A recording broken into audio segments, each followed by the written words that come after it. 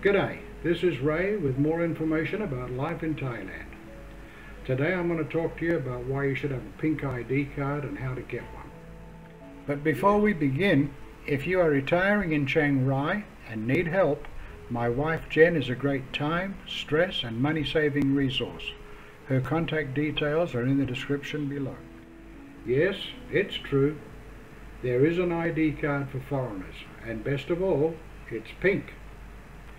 Now that you know about and maybe have gotten the yellow book, you meet the conditions to apply for a pink ID card.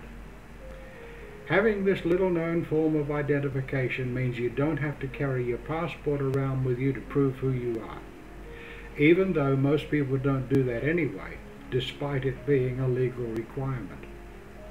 For the record, you are supposed to carry your passport at all times, and photocopies are not accepted. As you might have guessed, to get your hands on this pink ID card, there's a number of hoops to jump through. I'll detail all you know. This pretty little card is an official form of identification for non-Thai nationals living in Thailand long term. Those with permanent residency and long-stay expats are eligible. The card also provides a form of ID for stateless persons. To get the ID card, you have to have a Thai ID number. The way to obtain this number is by getting the yellow book, Tabian Ban. I talked about it in the previous video. Basically, you register your place of residence at a local district office and receive a yellow house book with your name listed as an occupant.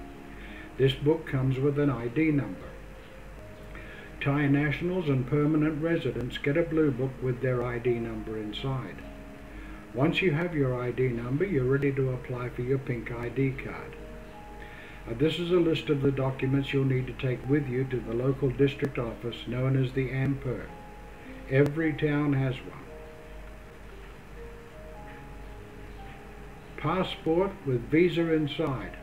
You'll need copies of the photo and visa page, which you'll have to sign.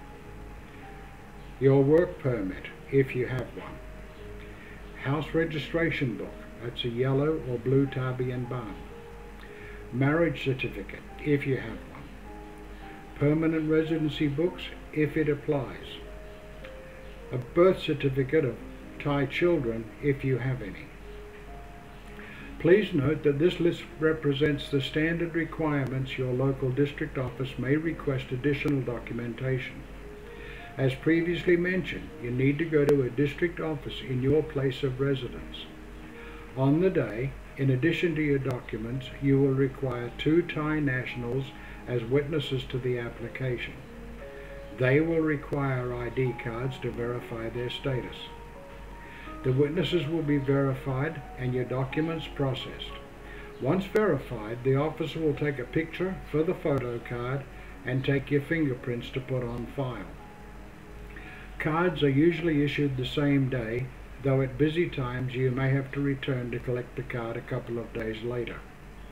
In some instances, cards can take up to 30 days to process. The fee for the pink ID card is very reasonable, 60 baht, and remains valid for 10 years. When the card expires, simply visit the same district office to renew it. You will have your photograph and fingerprints taken again and be issued with a new card. The renewal fee is 60 baht.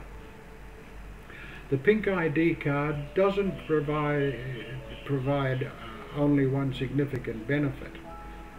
You do not need to carry your passport at all times, which as a foreign national is required by law, as I said earlier.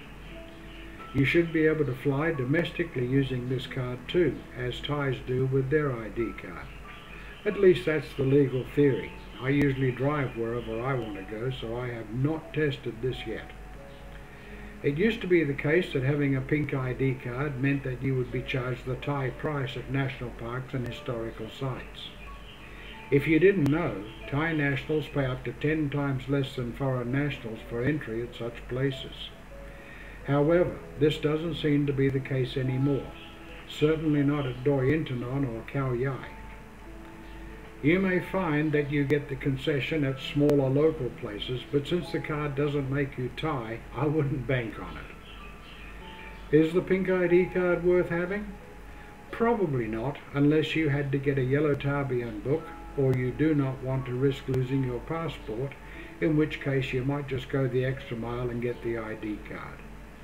It does serve as an easy way to identify yourself and potentially as a way to fly domestically, which is useful if you've lost your passport. Other than that, it's a pretty simple form of ID that makes you feel a little more Thai. If there is something in particular you'd like to know about life in Thailand, put it in the comments below and I will endeavor to make a video to satisfy your curiosity. Okay folks, that's it for this time. Thanks for watching and I hope you got value from this video. Until the next time, share this video, take care, and bye for now.